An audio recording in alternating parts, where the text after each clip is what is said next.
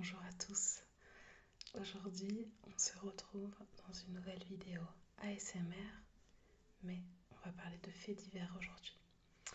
Alors, pour commencer, petit disclaimer ou petite mise au point, c'est une vidéo ASMR, donc je vais parler en soft spoken, je ne vais pas parler fort, mais je ne vais pas non plus chuchoter. Comme ça, s'il y a des gens qui veulent voir cette vidéo, mais qui sont un petit peu crispés par le chuchotement, ils pourront quand même. Et en même temps, je sais qu'il y a une grosse partie de la communauté ASMR qui aime beaucoup le soft spoken. Donc on va partir sur ce type de voix à chaque fois que je ferai des vidéos sur les faits divers. Voilà, comme ça moi ça c'est clair. Ensuite, l'autre chose que je voulais vous dire, ce sont des vidéos qui vont être difficiles à regarder. Certaines personnes arrivent à se détendre sur les faits divers, mais d'autres n'y arrivent pas. Je ne vous conseille pas d'essayer un soir si vous n'êtes pas au fait de ce genre de vidéo. Et je vais vous mettre dans la barre de description tous les trigger warnings qui concernent l'histoire dont je vais vous parler ce soir. C'est une histoire qui est assez difficile, c'est pas la pire que j'ai pu lire, mais ça peut être quand même difficile pour les âmes sensibles. On va parler de choses qui sont quand même pas très drôles. C'est un peu le but des vidéos faits divers. Moi j'ai une vraie passion pour ce genre de vidéos. Je vous ai déjà fait, pour ce genre d'histoire, je vous ai déjà fait des vidéos où moi-même j'en parlais et j'ai également fait des vidéos sur différents livres, etc. Donc voilà, on va continuer ça. Ça m'a été quand même beaucoup demandé.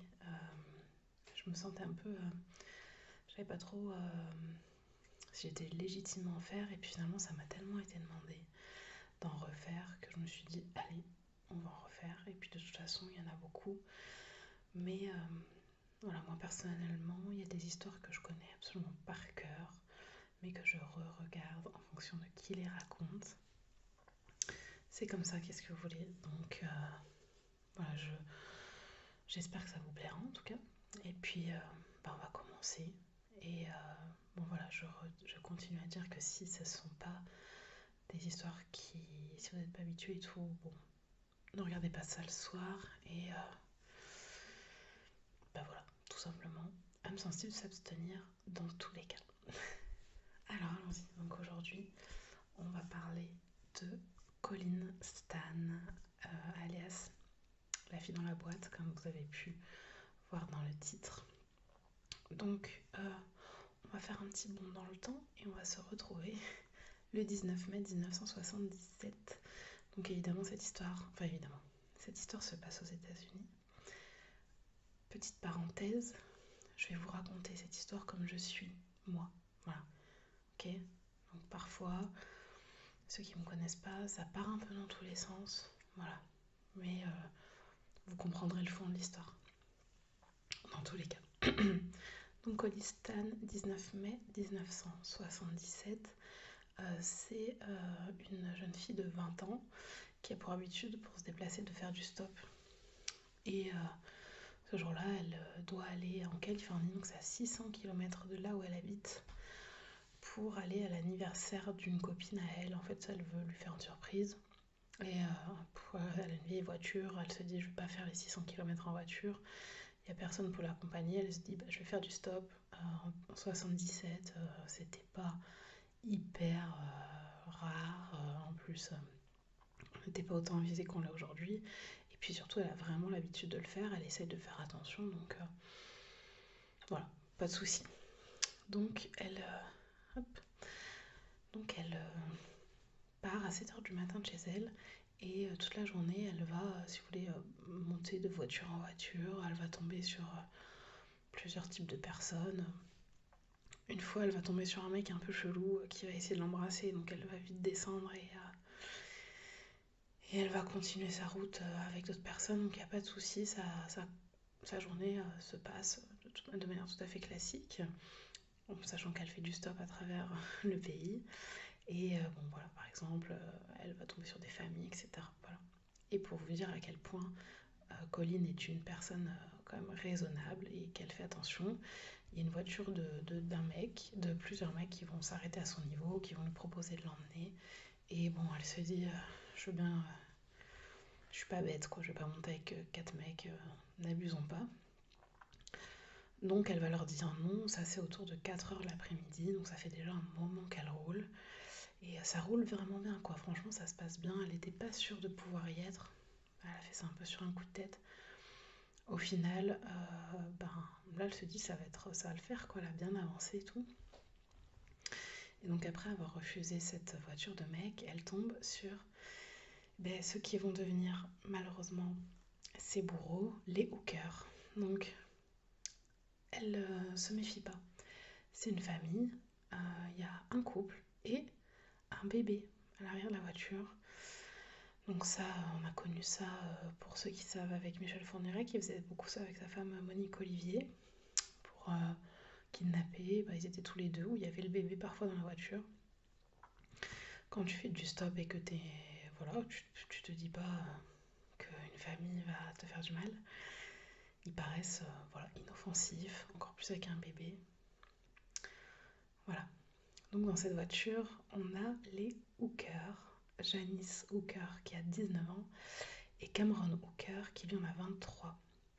Et il s'avère que eux ils traversent, donc là ils sont à Red Bluff, ou Red Buff, je me rappelle plus exactement si c'est Bluff ou Buff. Je me suis notée, je suis désolée pour ce petit contretemps. Bref, donc ils sont là-bas en Californie.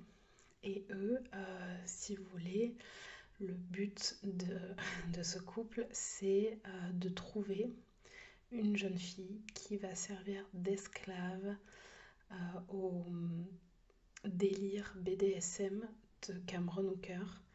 Alors en fait, voilà, c'est un couple marié et lui, il a vraiment des gros fantasmes sur le BDSM et sa femme, elle en a marre de subir ça. Et en fait, du coup, ils vont se mettre d'accord pour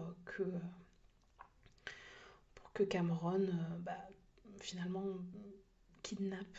Alors, ils avaient déjà essayé, mais voilà, bon, bref, ils avaient déjà essayé, ça n'a pas fonctionné. De toute façon, on va se concentrer sur Colin. Et donc, il a déjà essayé, mais voilà, le fait est que là, on tombe sur Colin. Ils tombent sur Colin et ils se disent, c'est parfait, voilà. Le contrat étant que Cameron peut capturer, avoir une esclave et pour assouvir ses envies, mais sans qu'il y ait de rapport sexuel. Ça va peut-être être difficile de faire passer ça sur YouTube, mais voilà, bref. Donc voilà, c'était ça finalement. Voilà, quand ils sont sur la route ce jour-là, c'est dans ce but-là, de trouver une esclave qui va surtout pouvoir subir tous les délires de Cameron qui lui ne peut pas s'en passer finalement et sa femme ne peut plus les supporter. Donc c'est comme ça qu'ils ont récupéré Colin. Colin est tombé malheureusement au mauvais moment sur eux. Et donc bon, ils sont dans la voiture assez rapidement. Colin, elle trouve que c'est un petit peu bizarre, que lui, elle a tendance un petit peu à beaucoup la regarder. Elle n'est pas hyper sereine et elle demande une première fois à s'arrêter pour aller aux toilettes. Et là, elle a un moment, elle explique en fait qu'elle a un moment où elle se dit fuis, barre-toi. Et en fait, elle va pas partir. Elle va se dire non, c'est bon, il me reste, je crois qu'il restait 1 heure de trajet. Elle s'est dit voilà, je vais subir 1 heure, même s'il me regarde bizarrement, mais voilà, j'ai cette famille qui va m'emmener, je vais pas aller prendre le risque de galérer, de pas arriver à l'heure, etc. Donc elle y va quand même, et puis donc il continue un petit peu le trajet, et à côté d'elle, pendant le temps où elle était aux toilettes, Cameron a sorti du coffre une espèce de grosse boîte, si vous voyez, qui fait cette taille, avec un peu des loquets un peu de partout. Voilà, à côté d'elle, bon, elle se pose pas plus de questions, mais c'est important de vous le dire parce que voilà, ça a une importance pour la suite. Et donc, ils vont continuer un petit peu leur trajet. Et puis en fait, Janice va demander à s'arrêter pour aller voir des paysages et tout. Donc voilà, bien évidemment, vous vous en doutez, c'est une excuse. Janice va s'écarter un petit peu avec son bébé. Et Cameron va en profiter pour du coup attraper Colline. Et il va en fait prendre la boîte qui était juste à côté d'elle et lui la mettre sur la tête. Donc je sais pas trop si comment faire, si je vais vous montrer les photos, si je vous montre les photos directes ou si éventuellement je fais des posts exprès sur Instagram pour vous montrer un petit peu les images et pour éviter que ce soit trop ici. Bon, je vais voir, mais en gros, voilà. Il y a une caisse qui fait cette taille-là, c'est une caisse en bois qu'il a fait fabriquer lui-même avec des loquets où elle a la tête en fait dedans, où elle peut plus voir. Je pense qu'elle a vraiment du mal à respirer, etc. Le but c'est pas de la tuer, mais c'est juste de l'empêcher de voir ce qui se passe autour. Et donc du coup voilà, il l'attache et tout, elle est dans la voiture comme ça, et ils repartent et ils tournent pendant, elle ne sait pas combien de temps, elle ne sait pas où ils vont. En réalité, ils tournent pendant environ 1 heure. En réalité, en fait, ils tournent en rond parce qu'ils veulent faire croire à Colline qu'ils sont allés très loin. Et en réalité, en fait, ils sont restés à Red Bluff, du coup. Red Bluff, attendez, il faut que je vérifie quand même parce que c'est pas bien. Voilà. Tout de même. En plus, je suis essoufflée de parler, c'est quand même fou. Red Bluff. Ouais, tranquille quand même. Je joue ma vie. Faut que je prenne faut que je prenne l'habitude de raconter ces petites histoires quand même. J'en écoute beaucoup, mais les raconter, c'est autre chose. Donc, ils sont encore à Red Bluff, là où il s'était arrêté 1 heure avant. Et elle a toujours sa caisse sur la tête pendant tout ce trajet. Et en fait, ils attendent, visiblement, ils auraient attendu finalement qu'il fasse nuit pour pouvoir déplacer Colline de la voiture sans que ce soit trop bizarre, sans qu'il y ait trop de voisins pour regarder. Et donc arrivé chez eux, il lui enlève la caisse qu'il a sur la tête, mais il laisse un bandage pour pas qu'elle voie. Et c'est là que va commencer sa détention, enfin sa séquestration. Alors bon, il y a une boîte qu'il a créée pour la tête et puis en fait après, assez rapidement, elle se rend compte donc qu'il y a une boîte de la taille d'un corps humain qui est là pour la séquestrer. Il y a juste un trou, en fait, il a fait un trou et il a mis un sèche-cheveux dedans pour que l'air passe à travers ses cheveux et c'est le seul moyen de respirer dans ce cercueil. Alors arrivée là, voilà, elle voit ça, elle voit cet endroit, cette espèce de cercueil quoi, enfin je vois pas cette boîte, mais en arrivant il est un peu excité par tout ce qui se passe là, il est carrément excité. Donc ce qu'il va faire c'est qu'il va l'attacher, et en fait il l'attache au poignet et il va accrocher au plafond. Donc il y a des crochets au plafond, donc il va l'accrocher de cette façon et principalement il va la fouetter, voilà c'est des jeux comme ça, enfin des jeux. Il va la torturer finalement. Pour lui, c'est un jeu BDSM. Pour elle, c'est de la torture. Elle n'est pas consentante, sachant que ça peut l'être si tout le monde est consentant. Ce n'est pas le cas ici. Elle s'est fait séquestrer et du coup, elle se fait battre. Principalement fouettée. Et en fait, pour vous dire à quel point c'est particulier, ils sont tellement excités par ce qui est en train de se passer que du coup, Janice et Cameron, ils vont coucher ensemble devant elle. Ça commence bien, ça fait 2 heures qu'elle est avec eux. Et donc ils vont coucher ensemble devant elle, bref. Assez fou cette histoire. Et donc du coup ensuite, après l'avoir torturée, il va la mettre dans le cercueil. Ou dans cette boîte. Et en fait, c'est là que va commencer finalement son... Alors, il va y avoir plusieurs étapes que je vais vous raconter. Mais c'est là que va commencer 7 ans de séquestration pour Colline Stan. Voilà, elle est restée 7 ans avec eux. Je vais vous expliquer les étapes parce qu'il s'est passé beaucoup de choses, mais au moins vous avez un petit peu l'idée de chez qui on est et chez qui est tombée Colline. Donc après, comment va se passer la vie de Colline dans cette maison? Donc le cercueil, je suis désolée, mais c'est la boîte, elle y reste enfermée parfois 22 heures par jour. Il la sort pour principalement la battre. Ouais, c'est ça, enfin, pour la torturer. Voilà. Donc il l'enferme 22 heures par jour et il fait énormément de manipulation mentale. Déjà, rester enfermée 22 heures par jour dans une maison ou quoi, alors là elle est dans un cercueil et en plus à chaque fois qu'elle sort c'est pour subir des horreurs, donc c'est extrêmement compliqué pour elle. Et en plus il fait beaucoup de manipulation pendant des mois et des mois, et en fait pendant un an ça va se passer comme ça si vous voulez, sans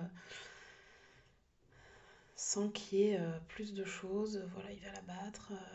Enfin voilà, ça va tourner comme ça va durer comme ça pendant environ 9 mois à un an. Et en fait, assez rapidement, il va lui parler d'un, d'une organisation qui s'appelle la compagnie pour laquelle il travaille. Et en gros, la compagnie, ils sont prêts à faire du mal à sa famille si elle essaye de sauver, si voilà. Donc en fait, il va mettre ça dans la tête de Colline. Ça, c'est quand même quelque chose, quand on a l'habitude de ce genre d'histoire, qu'on revoit très très régulièrement. Pour info, Marie Dutroux a fait pareil avec les jeunes filles et les enfants qu'il avait séquestrés. Il y avait voilà, une entité supérieure qui fait que si elles se sauvent ou si elles essayent de faire du mal à leur ravisseur, enfin à leur bourreau, bah, il y aura voilà, la compagnie ou quoi qui va leur tomber dessus ou qui va faire du mal à sa famille, vraiment de manière voilà, qui va les tuer, etc.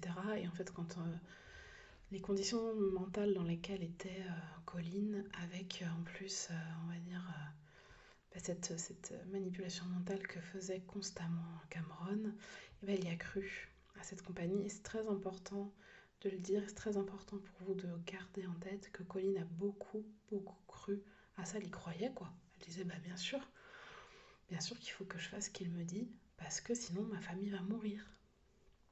Voilà. donc elle s'est pliée un petit peu à tout ce qu'elle avait à faire, parce qu'elle avait peur pour sa famille, et ben, elle avait peur pour elle aussi, même si elle était déjà en train de subir des horreurs. Voilà. Donc, ce qui va se passer ensuite, c'est que, pour vous dire où ça va aller, Cameron décide de créer un contrat d'esclave pour Colline, avec voilà, plusieurs choses dedans, qui parle du fait que si elle respecte pas les règles, sa famille est menacée. Voilà, voilà, c'est un contrat qu'elle doit signer, elle va devoir travailler pour eux. Ça va devenir, en plus d'être une esclave par rapport au BDSM, une esclave domestique, si vous voulez. Et du coup, Colline va signer ce contrat. Elle va avoir un nouveau nom d'esclave.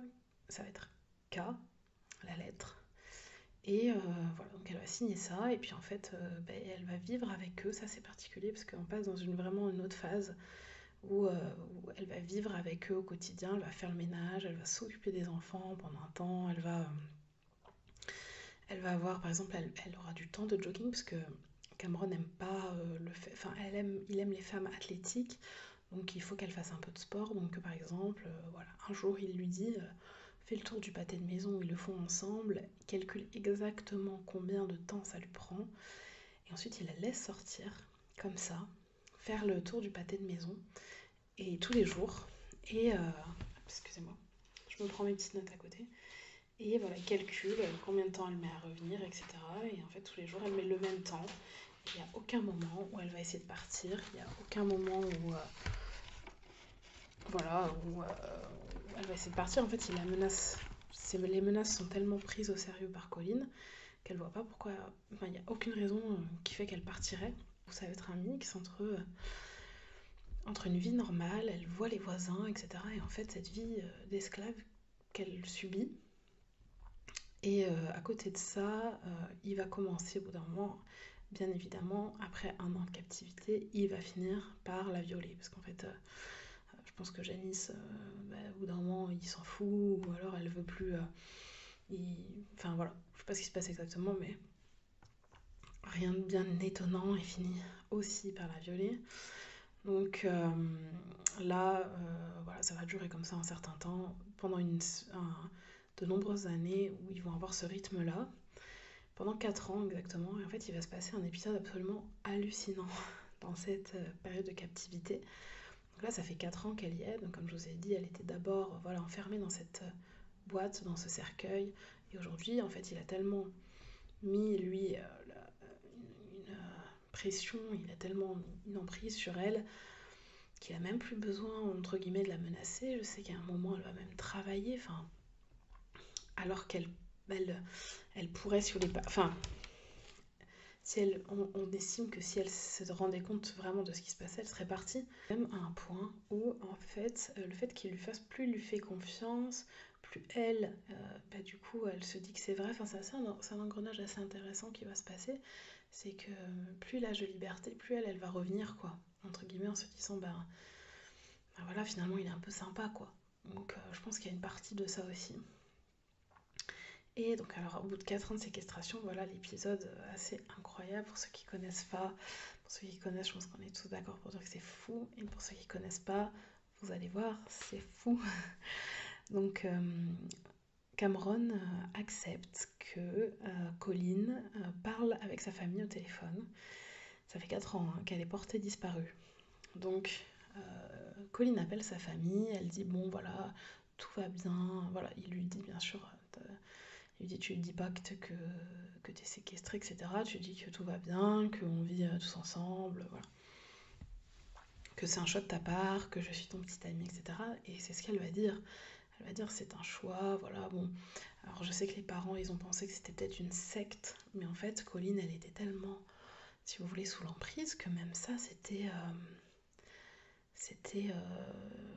pour elle ce qu'il fallait dire, et c'est tout. Et alors le summum, non seulement elle a parlé à ses parents après 4 ans de...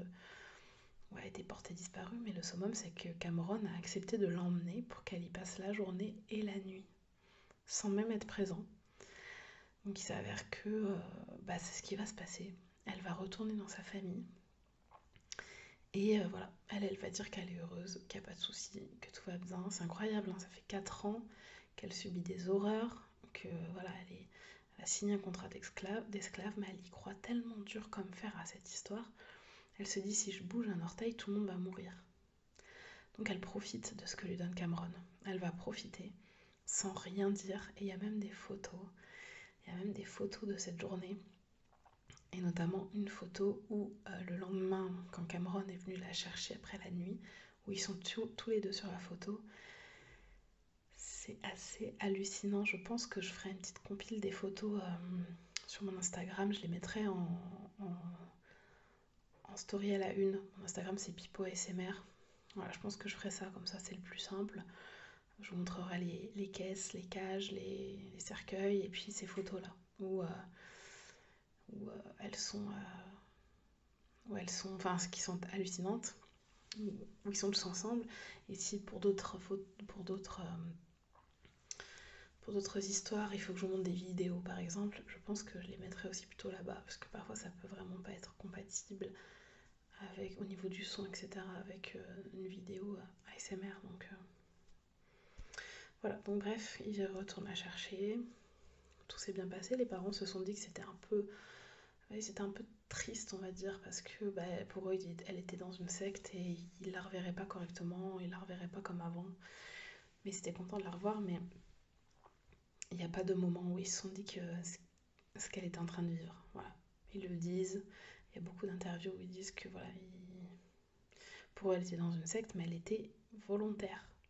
Elle était consentante de tout ce qui se passait. Et alors ça faisait du coup 4 ans, enfin un peu moins de 4 ans, mais du coup ces dernières années où elle pouvait vivre un peu, comme je te disais, comme une esclave domestique, elle faire son jogging et machin et truc, mais elle était en dehors de la caisse, et là il va la remettre dans la caisse. Je pense que le fait d'avoir lâché autant de lest pendant 24 heures, il a dû se faire un petit coup de flip, ou alors c'est volontaire de la part de Cameron de lui avoir laissé 24 heures de liberté et ensuite la remettre dans la caisse alors qu'elle n'y était plus depuis plusieurs années, et lui dire voilà, peut-être pour peut-être pour assouvir encore, enfin pour encore alourdir l'emprise qu'il a sur elle, voilà, peut-être. En tout cas, le fait est qu'il la remet dans la caisse, et ils ont déménagé, il me semble, et du coup, il n'y a plus la place, parce que c'était là où il l'attachait, etc., c'était dans une cave, et là, il n'y a plus la place pour la foutre dans cette cave, parce qu'ils ont déménagé, et il la met donc dans la même caisse, d'espèce de cercueil, et il la met sous le lit. Et pour vous dire, tout le monde, les voisins, et même leurs filles, parce qu'ils ont 2 filles, pensent que Colline est partie. Ils pensent qu'elle est plus là, alors qu'en fait, elle est sous le lit toute la journée. Voilà. Et pareil, elle sort que pour se faire soit violer, soit torturer, soit les deux. Enfin, voilà. Donc là, ça va durer 3 ans. On parle en années. Hein, voilà. C'est vraiment des grosses phases comme ça. Et là, elle va rester 3 ans. Et puis au bout de 3 ans, il va de nouveau lâcher du lest. Et de nouveau la refaire travailler, machin. Voilà. Comme c'était il y a quelques temps. Enfin, il y a 3 ans en arrière. Elle peut travailler. Elle va de plus en plus à l'église.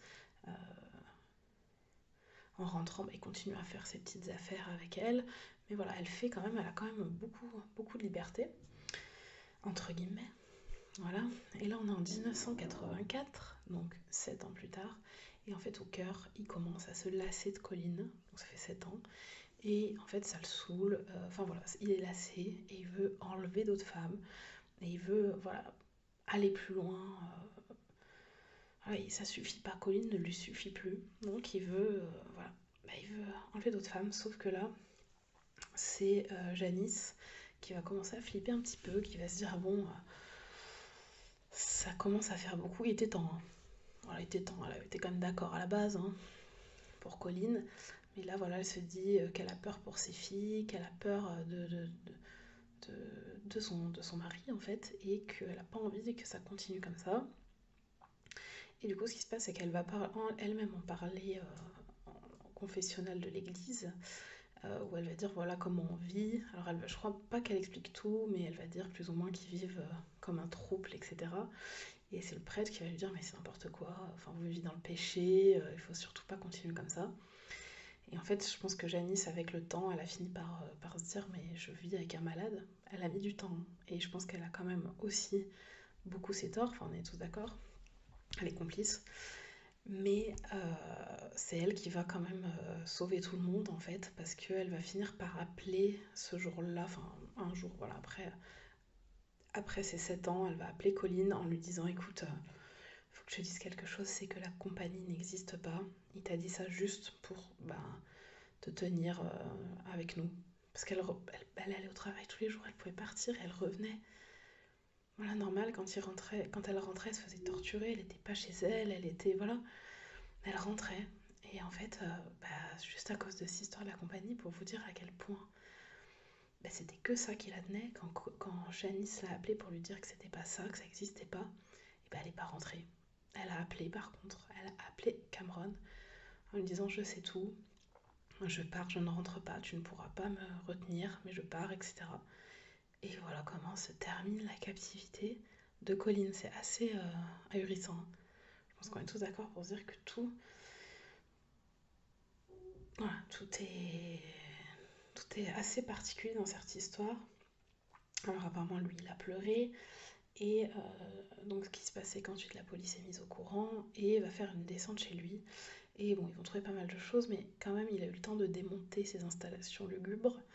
Mais sauf que comme c'est un pervers et qui prend tout en photo, il y avait beaucoup de photos de preuves de Colline attachées, voilà, séquestrer les boîtes, etc. Il y avait quand même assez de preuves pour l'inculper. Voilà. Voilà où on en est. C'est quand même une histoire, je pense qu'on peut prendre 2 minutes pour quand même souffler et se dire que c'est fou ce qui vient de se passer. Et en plus, on a su d'autres choses pendant le procès que je vais vous dire, mais c'est fou. Voilà, c'est fou. Et je pense que ça amène à réfléchir, à nous tous réfléchir sur qu'est-ce on ferait si on réagissait comme ça, surtout que ça arrivait plein de fois, où vraiment pour garder les gens en séquestration, quoi, désolée, et ils mentent en disant il y a on va te faire du mal, il y a une organisation plus importante. Marc Dutroux disait carrément que il les sauvait de cette organisation. Enfin, voilà. Et c'est tellement dans des conditions de vie terribles, ben voilà, forcément, je pense que c'est normal en fait d'y croire. Je pense que c'est normal. Voilà. Alors, on va passer au procès. Hop. Alors juste, il y a un truc que j'ai pas noté et que je vais absolument regarder, donc je vais vous le dire juste après. Alors, dans le procès, aussi incroyable que cela puisse paraître, la défense va quand même beaucoup accuser Colline de mentir, de dire qu'elle était chez eux, chez Cameron, de manière tout à fait volontaire, que c'était pas qu'elle a inventé la compagnie parce que c'était pour voilà, faire accuser Cameron de je ne sais quoi. Donc ils vont partir sur ce principe-là en disant que oui, elle a subi tout ça, entre guillemets, mais qu'elle était consentante. Donc c'est quand même culotté, sachant quand même qu'effectivement, ils peuvent s'appuyer sur une preuve qui est quand même contre Colline, c'est des lettres d'amour que Colline a écrites à... Enfin, il retrouve des lettres d'amour que Colline a écrites à Cameron. Et apparemment, dans ces lettres d'amour, c'est vraiment l'amour. C'est tu es l'homme de ma vie, tu m'as sauvé. Enfin, vraiment, c'est des déclarations d'amour que Colline a écrites de sa main. Voilà. Et en fait, bon, c'est bien mignon hein, de dire ça, mais quand on voit le dessous de comment, dans quelles conditions ça a été écrit, elle était enfermée dans les toilettes, elle était obligée de les écrire, ces lettres. C'était sous la dictée de Cameron qu'elle disait ça, qu'elle écrivait ça. Donc ça fait encore partie finalement de l'emprise et de la torture qu'elle lui faisait faire. Elle lui faisait écrire des lettres d'amour, alors que je pense peut-être qu'effectivement ils ont vécu 7 ans ensemble, il lui a laissé des libertés, peut-être qu'il y a eu des moments où Colline, elle a eu de l'attachement pour lui, peut-être, on ne sait pas ce qui se passe dans le cerveau. Quand on vit des choses comme ça, personne ne peut juger, surtout que je pense que il faut se protéger un petit peu et que le cerveau automatiquement va se protéger en se disant non, cette personne n'est pas un monstre, oui, il m'aime, oui, voilà, il me fait du bien, hein, alors que c'est tout le contraire, pour ne pas sombrer dans la folie, on va dire, quoi. Donc voilà, il y en a beaucoup qui ont essayé d'enlever, de mettre ça sur le dos de Colline en disant voilà, est-ce qu'elle était amoureuse de lui finalement, est-ce qu'elle était consentante dans tout ça, mais en fait les preuves du reste sont tellement importantes. Puis on a quand même le témoignage de Janice hein, aussi hein, qui dit que non, qu'elle a été elle a été kidnappée, basta quoi, enfin voilà. Et en plus toutes ces lettres étaient signées au nom de K, au nom de son nom d'esclave. Donc on pense quand même que si elle était amoureuse de lui, vraiment, peut-être que déjà, elle n'aurait pas signé avec son nom d'esclave. Voilà, mais de toute façon, je pense qu'elle n'était pas amoureuse de lui, que peut-être il y a eu quelque chose. Mais je suis pas psy, je suis pas dans sa tête et je ne peux pas l'analyser parce qu'elle n'était pas là et j'ai pas les compétences. Elle n'est pas là. Mais juger ça, ce n'est pas possible. Voilà, c'est pas possible. Puis aussi, vous savez, il y en a qui essayent d'amadouer aussi, entre guillemets, voilà, des victimes qui essayent d'amadouer leur bourreau pour essayer de souffrir moins. Donc ça, c'est pareil. Hein. Peut-être qu'elle a essayé de faire ça. Voilà. Mais bon, selon les dires, elle aurait été forcée à écrire sa lettre. Point. Donc il n'y a pas à tergiverser. Et à essayer, de... Voilà, comment dire, de lui remettre une faute sur le dos à la pauvre Colline. D'ailleurs, il y a un expert qui est venu à la barre et qui a dit vous racontez n'importe quoi. C'est normal voilà, de parfois aller dans le sens de son bourreau pour pas passer son temps à souffrir et pour survivre. Donc voilà. Et du coup, le fait est que, bien évidemment,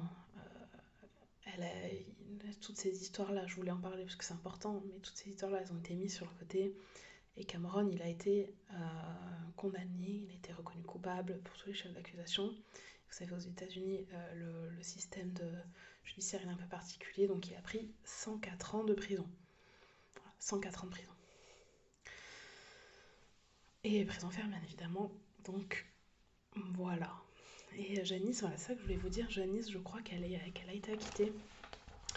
Ou, il y a eu une histoire, mais je ne me rappelle plus exactement ce qu'elle a pris. Je suis bien désolée pour les prochaines fois, je ferai attention à bien avoir toutes les infos en direct. Là, oui, je vais chercher, hein, mais je couperai pour vous dire directement. Hop. Biographie, emprisonnement. Ouais, je crois elle a rien eu. Hein. Ouais, je crois elle a rien eu parce que du coup, comme elle a aidé, etc. Et c'est pour ça que j'ai pas noté l'info, c'est parce qu'en fait, c'est ça, il n'y a pas. Bon. Mais bon, par contre, bon, voilà, pour juste revenir sur le procès et sur ce qui a pu se passer pendant ce procès, voilà, apparemment, Colline montrait comme des signes un peu particuliers, voilà. Elle aurait souffert du syndrome de Stockholm finalement. Après, moi, je prends tout ça avec des pincettes, c'est un peu facile. Voilà, on n'a pas vécu 7 ans dans une boîte, quoi. Donc, moi, je vous raconte les faits. Ensuite, tout l'aspect psychologique, je peux pas avoir un avis. Enfin, j'ai un avis je viens de vous dire, tout simplement que pour moi, personne, on n'est pas à même de juger ce qu'elle a pu vivre et dans quel état elle était au procès. C'est compliqué. Voilà, aujourd'hui, elle a écrit un livre pour parler de ça. Je crois qu'elle a des enfants et tout, qu'elle fait sa vie maintenant sans problème. Mais voilà, je voulais vous parler de cette histoire parce que, comme dans les histoires de séquestration, c'est pas si souvent qu'il y a des sorties de 24 heures au milieu de la séquestration et, voilà, et qu'elles reviennent, les personnes, voilà, dans leur prison sans. Voilà, de cette façon. Je pense que l'emprise humaine peut être très forte et c'en est la preuve. Voilà, j'espère que cette vidéo vous aura plu. Si vous voulez en discuter, n'hésitez pas. Et puis, dites-moi si ça vous plaît ce genre de vidéo, si vous en voulez d'autres. Avec ma manière à moi de raconter un petit peu brouillonne. Voilà, c'est comme ça. En tout cas, toutes les histoires dont je parle, il y a d'autres vidéos de personnes qui en parlent, il y a des livres, voilà, si vous voulez en savoir plus, il y aura toujours moyen. Il ne faut pas vous baser que sur ma vidéo, il y aura toujours moyen d'en savoir plus. Donc voilà, mais j'espère quand même que ça vous aura plu. Et je vous souhaite à tous une très belle soirée ou une très belle nuit. Et je vous dis à très bientôt pour une nouvelle vidéo.